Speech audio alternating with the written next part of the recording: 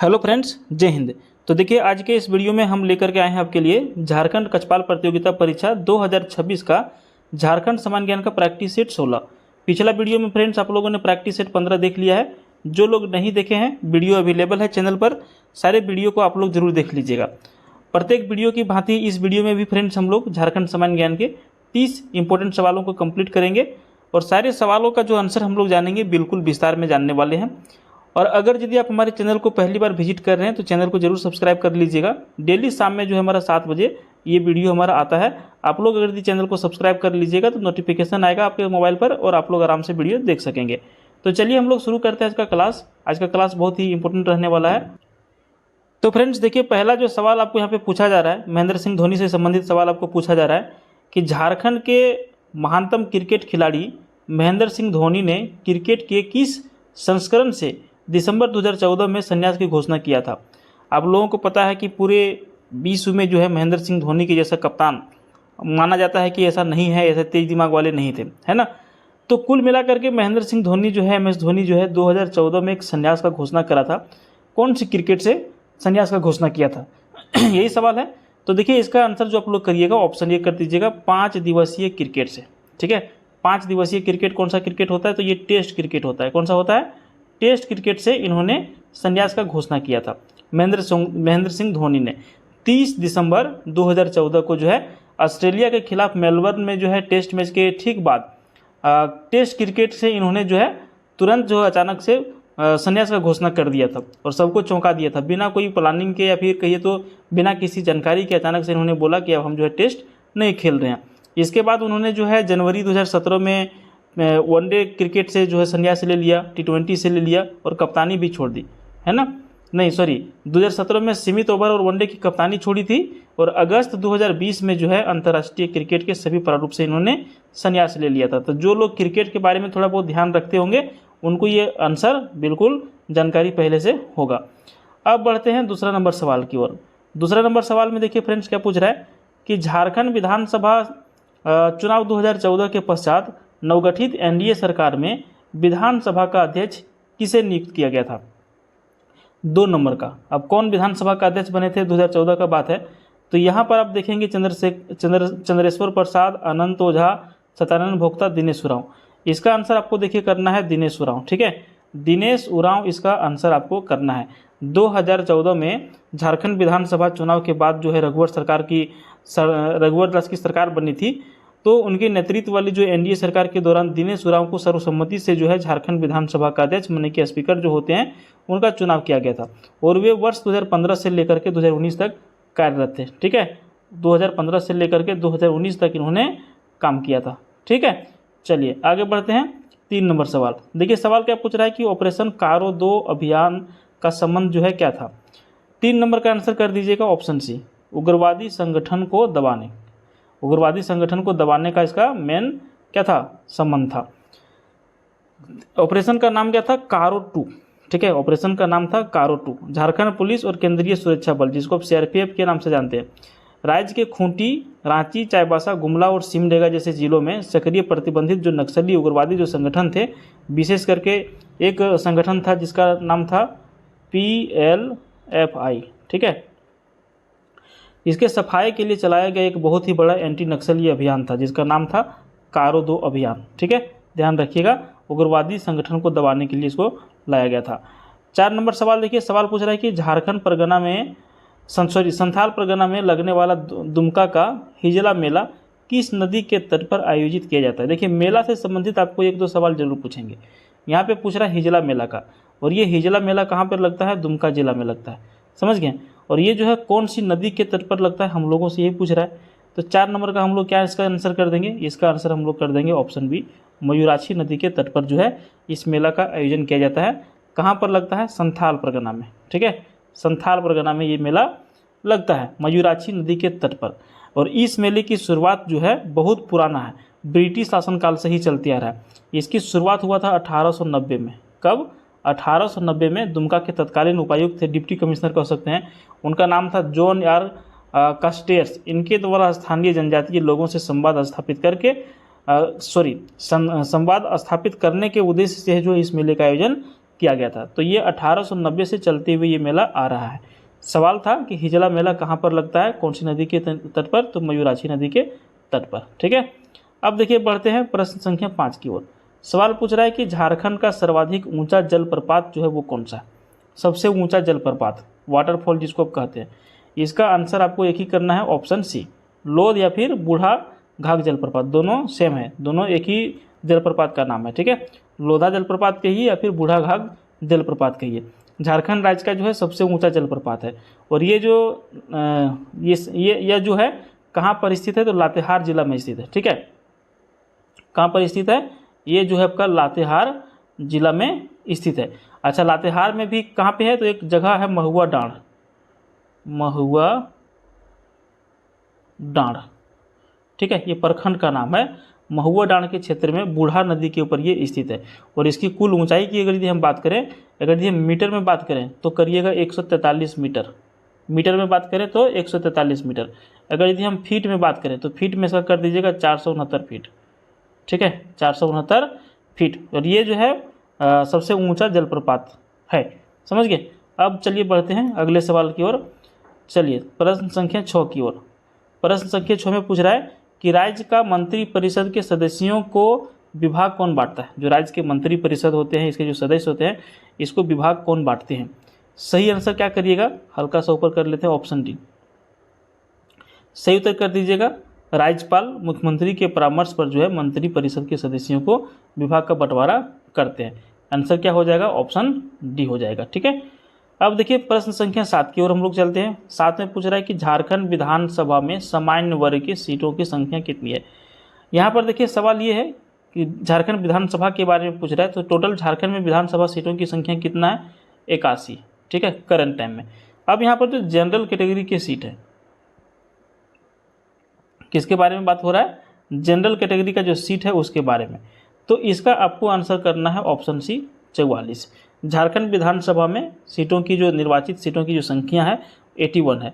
इनमें से बात करेंगे एसटी की। ठीक है, ध्यान दीजिएगा, यहाँ पे हम लिख दे रहे हैं नीचे, एसटी को कितना सीट मिला है, तो एसटी को मिला है 28 सीट। ठीक है, बात करें एससी को, एससी को कितना सीट मिला है, तो एससी को मिला है आपका 9 सीटें। ठीक है, 9 सीटें। और बाकी जितने भी सीट बच गए 44, ये सारे मिल गए हैं जनरल वालों को। ठीक है, किनको मिल गए हैं, जनरल वालों को मिल गए हैं 44 सीट। तो कुल मिलाकर के झारखंड विधानसभा में सामान्य वर्ग की सीटों की संख्या कितना था, 44। अब बढ़ते हैं प्रश्न संख्या 8 की ओर। देखिए पूछ रहा है कि उच्च न्यायालय के न्यायाधीशों की संख्या कौन निर्धारित करता है। जो उच्च न्यायालय के न्यायाधीशों की जो संख्या निर्धारित होती है उसका निर्धारण कौन करते हैं। इसका निर्धारण करते हैं राष्ट्रपति। भारतीय संविधान का अनुच्छेद 216 आर्टिकल 216 के तहत जो है प्रत्येक उच्च न्यायालय में एक मुख्य न्यायाधीश और ऐसे अन्य न्यायाधीश होते हैं जिन्हें भारत के राष्ट्रपति समय समय पर नियुक्त करना आवश्यक समझते हैं। इसलिए न्यायाधीशों की संख्या तय करने का अधिकार जो है केवल और केवल राष्ट्रपति के ही पास में है। ठीक है, देखिए अब हम लोग बढ़ते हैं प्रश्न संख्या 9 की ओर। सवाल पूछ रहा है कि झारखंड में जो है सर्वाधिक गर्मी जो है कहाँ पड़ती है। सबसे अधिक गर्मी वाला जो जगह है झारखंड में वो कौन सा। ऑप्शन है रांची, जमशेदपुर, नेतरहाट और पलामू। इसका आंसर आप लोग कर दीजिएगा जमशेदपुर। झारखंड में सर्वाधिक तापमान और गर्मी जो है जमशेदपुर में दर्ज किया जाता है प्रत्येक बार, क्योंकि यह एक जो है प्रमुख औद्योगिक क्षेत्र है और इसकी भौगोलिक स्थिति भी ऐसी ही है जिसकी वजह से यहाँ पे गर्मी ज़्यादा लगती है। ठीक है, प्रश्न संख्या 10, ब्राह्मणी नदी कहाँ से निकलती है। ये जो ब्राह्मणी नदी के बारे में आप लोग पढ़े होंगे, जो ब्राह्मणी नदी निकलती है वो कहाँ से निकलती है। इसका आंसर कर दीजिएगा दुधवा पहाड़ी, जो आपका दुमका में है। ठीक है, झारखंड की ब्राह्मणी नदी का उद्गम स्थल दुमका जिले के दुधवा पहाड़ी से है। अभी आप लोगों ने दुमका जिला से एक प्रश्न को देखा था हिजला मेला के बारे में। ठीक है, हिजला मेला कहाँ पर लगता है, दुमका जिला में लगता है। कौन सी नदी, तो उसका आंसर तो हमने आपको बता दिया है। तो रिवीजन आप लोग करते रहिएगा, रिवीजन नहीं करिएगा तो प्रश्न आपको लोग भूलते चले जाइएगा, पढ़ने से कोई फायदा आपको नहीं होने वाला है। अगला सवाल देखिए, गुमरो एवं एरो जो है किसकी सहायक नदियाँ हैं। 2 नदी का नाम दिया गया है, गुमरो और एरो। ये जो है कौन सी नदी की जो है सहायक नदी है। ठीक है, तो इसका क्या आंसर करिएगा, ब्राह्मणी नदी इसका आंसर कर दीजिएगा।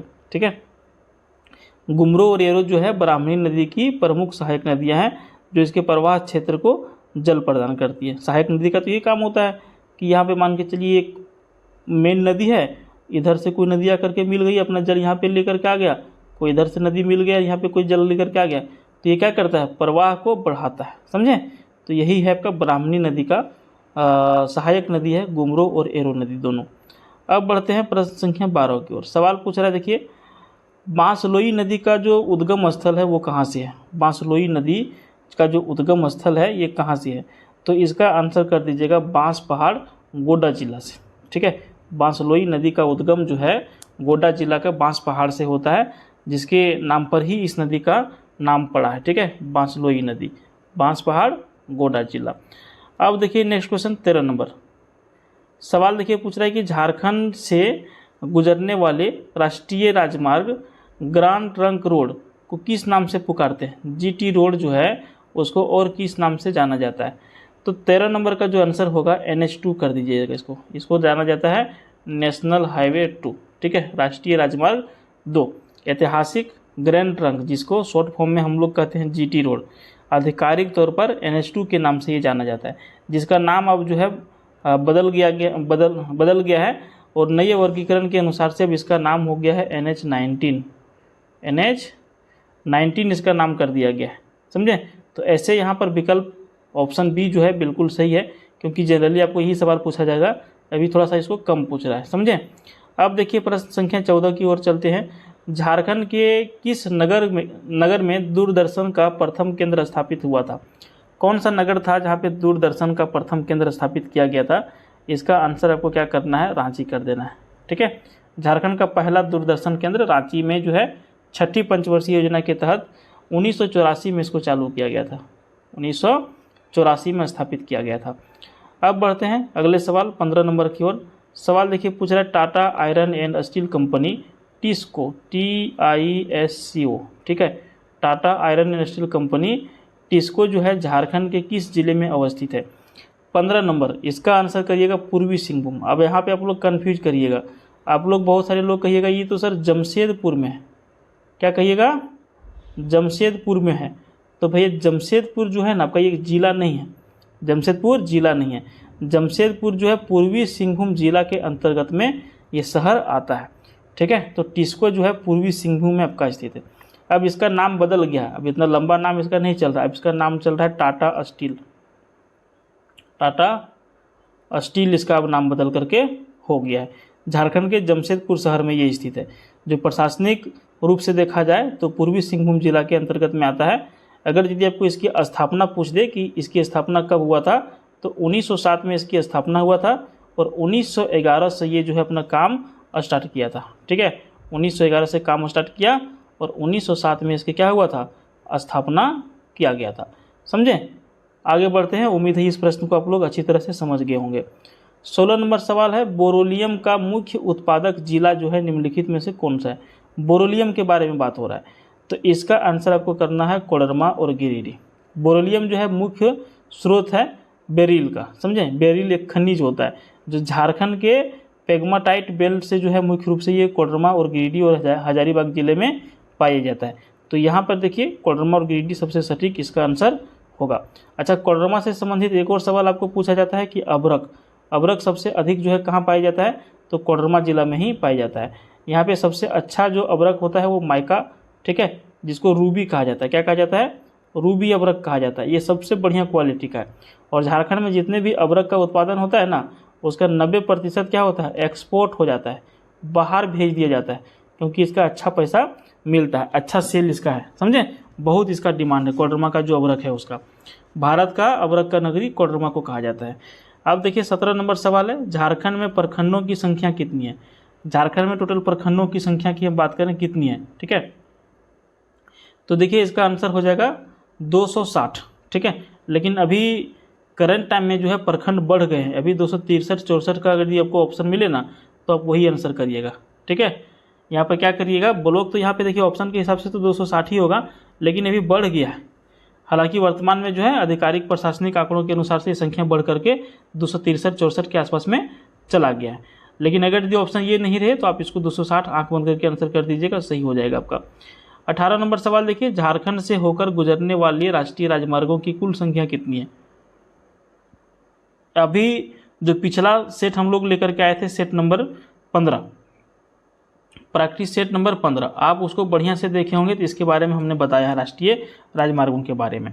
तो देखिए यहाँ पर इसका जो करेक्ट आंसर हो जाएगा ऑप्शन बी हो जाएगा 12। ठीक है, पुराने डेटा के अनुसार से 12 इसका सही हो जाएगा। वर्तमान में राष्ट्रीय राजमार्गों की रीनंबरिंग और नए निर्माण के बाद यह संख्या और लंबाई जो है अभी बदल चुका है, लेकिन इस प्रश्न के हिसाब से इसका आंसर 12 ही होगा। 19 नंबर सवाल देखिए, झारखंड में दूरदर्शन का प्रथम केंद्र किस पंचवर्षीय योजना के दौरान स्थापित किया गया था? अभी 3-4 प्रश्नों के पहले हमने इसका आंसर आपको बताया है। 19 नंबर का आंसर आपको बिल्कुल, अगर यदि बढ़िया से ध्यान से देखे होंगे तो आप इसका आंसर करेंगे छठी पंचवर्षीय योजना में। ठीक है, छठी पंचवर्षीय योजना के अंतर्गत में 1984 में इसका स्थापना किया गया था। कहाँ पर किया गया था? आपका रांची में। समझे, रांची क्या है? झारखंड की राजधानी है। ठीक है, ध्यान में आप लोग इसको भी रखिएगा। आप बोलिएगा सर ये कोई ध्यान में रखने वाला बात है, तो सभी लोग जानते हैं, बिल्कुल। बढ़ते हैं 20 नंबर सवाल की ओर। हुंड्रू जलप्रपात की ऊंचाई कितनी है? जो हुंड्रू वाटरफॉल है, इसकी जो ऊंचाई है, जो हाइट है, ये कितनी है? फीट में दिया हुआ है, तो इसका फीट में जब दिया गया है तो इसका आंसर कर दीजिएगा ऑप्शन सी। रांची में स्वर्ण रेखा नदी के ऊपर ये स्थित है। कौन सी नदी के ऊपर स्थित है? देखिए हम लिख दे रहे हैं, स्वर्ण रेखा नदी के ऊपर में ये स्थित है। नाम है इसका हुंड्रू वाटरफॉल, हुंड्रू जलप्रपात। ऊंचाई है 273 फीट। अगर यदि इसको मीटर में पूछा जाए, ठीक है, तो मीटर में कर दीजिएगा 74 मीटर। कितना कर दीजिएगा? 74 मीटर। ठीक है, तो इसको आप लोग ध्यान में रखिएगा। अब बढ़ते हैं 21 नंबर सवाल की ओर। ठीक है, 21 नंबर सवाल में देखिए पूछ रहा है, दामोदर घाटी परियोजना माने कि DVC, दामोदर वैली कॉरपोरेशन के अंतर्गत कितने तापीय विद्युत केंद्रों की स्थापना का प्रावधान किया गया था? 21 नंबर का सही आंसर करिएगा एक। छोटा नाग नहीं, एक नहीं, 3 करिएगा। ठीक है, क्या करिएगा? 3। दामोदर घाटी माने कि DVC के तहत जो है मूल रूप से 3 तापीय केंद्रों का प्रावधान किया गया था, जिसमें से तीनों में से कौन कौन था? देखिए, एक था आपका बोकारो, दूसरा आपका था चंद्रपुरा, तीसरा कौन था? तीसरा था आपका दुर्गापुर। ठीक है, दुर्गापुर। इसको जो है, तीनों को जो है मूल रूप से शामिल किया था तापीय विद्युत केंद्रों में, DVC के अंतर्गत में। क्लियर हो गया? देखिए 22 नंबर सवाल पूछ रहा है कि फल्गु नदी का उद्गम स्थल जो है वो कहाँ से है? 22 नंबर का क्या आंसर आपको करना है? इसका आंसर करना है छोटा नागपुर का पठार। छोटा नागपुर का पठार बिल्कुल सही उत्तर हो जाएगा। फल्गु नदी का उद्गम जो है छोटा नागपुर पठार की जो पहाड़ियाँ हैं यहीं से होती है। शुरुआत में इसे जो है लीलाजन या फिर निरंजना नदी के नाम से जाना जाता था, जो बाद में बोधगया के पास मोहाना नदी से मिलकर के इसका नाम बदल जाता है, यहाँ से हो जाता है फल्गु नदी। समझे? तो इसको भी आप लोग याद रखिएगा। अब देखिए अगले सवाल की ओर बढ़ते हैं। 23 नंबर, कावा गरम जलकुंड किस जिले में स्थित है? कावा गरम जलकुंड किस जिले में स्थित है? आंसर कर दीजिएगा हजारीबाग जिला में। कावा गरम जलकुंड हजारीबाग जिला में स्थित है। हजारीबाग जिला जो अपने कई प्रसिद्ध गरम जलकुंडों के लिए प्रसिद्ध है। ठीक है, जैसे इसमें एक सूर्यकुंड जलकुंड, ठीक है, सूर्यकुंड पढ़ा रहा है? नहीं पढ़ा रहा है, इसको मिटा के लिख देते हैं। ठीक है,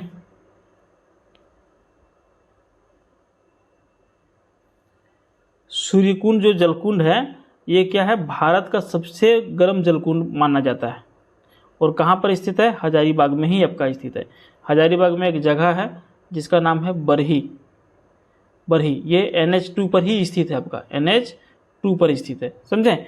तो यहाँ पे सवाल था कावा गरम जलकुंड किस जिला में स्थित है? हजारीबाग में।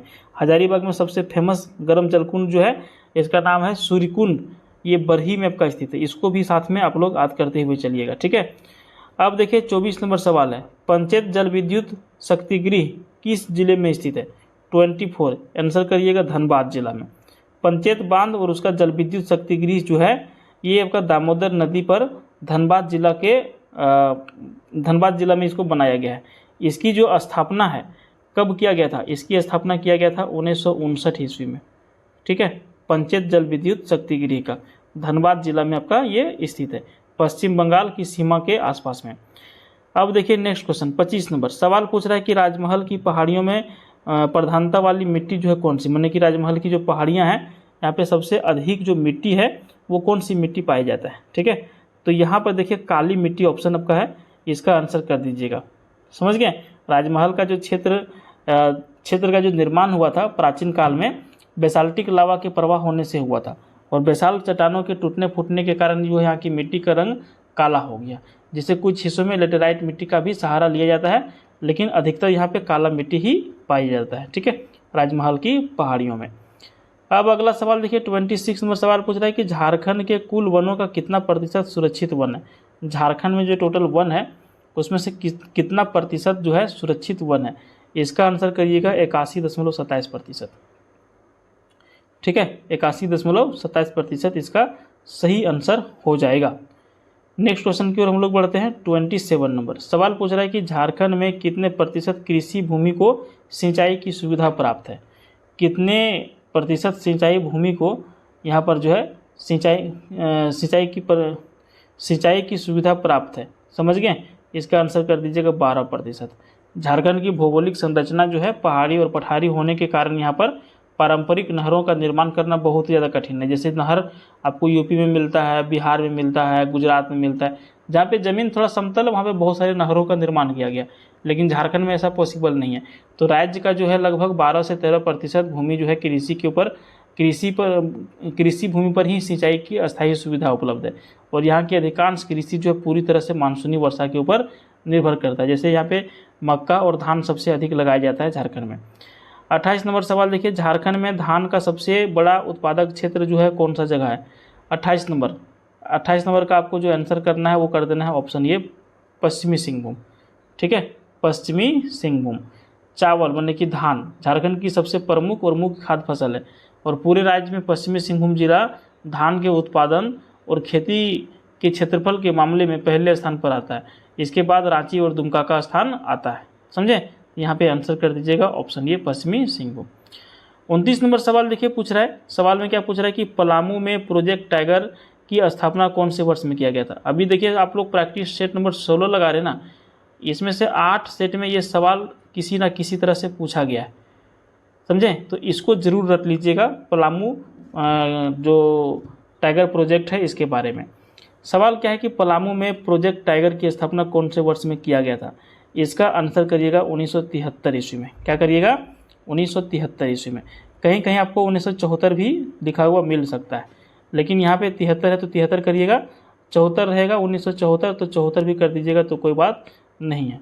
ठीक है, भारत सरकार के द्वारा जो है वर्ष 1973 में प्रोजेक्ट टाइगर माने कि बाघ परियोजना की शुरुआत किया गया था, और तब देश में जो है चुने गए शुरुआती 9 बाघ अभ्यारण्य में पलामू टाइगर रिजर्व का भी नाम शामिल था, और दुनिया का पहला ऐसा अभ्यारण्य है जहां पर पदचिन्ह के आधार पर बाघों की गिनती की शुरू की गई थी, समझे।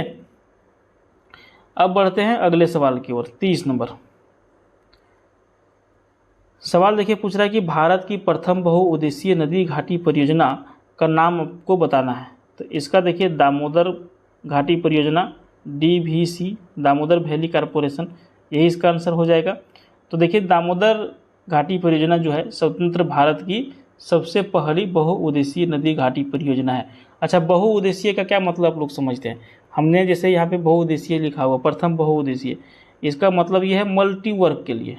क्या, मल्टी वर्क, सिर्फ ये काम के लिए नहीं, बहुत सारे कामों के लिए। ठीक है, तो बहुउद्देशीय नदी घाटी परियोजना है। इसकी स्थापना की अगर पूछें कि आपको DVC का स्थापना के बारे में पूछ दें कि इसकी स्थापना कब हुआ, क्या आंसर करिएगा। इसका आंसर करिएगा 7 जुलाई 1948। ठीक है, 7 जुलाई 1948 को इसका स्थापना किया गया था। और ये जो परियोजना है कैसे दिमाग में आया कि ऐसा परियोजना बनाना चाहिए। तो एक अमेरिका में एक योजना चल रहा था जिसका नाम था टेनेंसी वैली अथॉरिटी। ठीक है, TVA tenancy valley authority, America में इसको बनाया गया था। उसी के मॉडल पर जो है इसे झारखंड और पश्चिम बंगाल को बाढ़ नियंत्रण, सिंचाई और बिजली की सुविधा मिलती रहे, इसीलिए इसको DVC का जो है निर्माण किया गया था, समझ गए। तो कुल मिलाकर के फ्रेंड्स यहाँ पर आप लोगों ने जो है 30 अति महत्वपूर्ण सवालों का आंसर देख लिया है। आपको वीडियो पसंद आया तो कुछ नहीं करना है, एक आपको लाइक कर देना है। क्यों, क्योंकि आप अगर जो लाइक करते हैं तो हमारा जो वीडियो है कुछ और लोगों के यूट्यूब चैनल पर दिखाएगा, और वहाँ से वो लोग देखेंगे तो 2 पैसा का आमदनी हमारा होगा। बहुत ज़्यादा नहीं कमाते हैं, समझे, जितना मेहनत करते हैं उसके हिसाब से नहीं कमाते, लेकिन आप लोग का थोड़ा सा सपोर्ट का ज़रूरत है। आप लोग सपोर्ट करिएगा तो कुछ पैसा अर्निंग करेंगे, क्योंकि बहुत ज़्यादा मेहनत लगता है। ठीक है, तो चलिए मिलते हैं हम लोग फिर किसी दूसरे वीडियो में। तब तक के लिए बाय, जय हिंद, जय भारत, बहुत बहुत धन्यवाद।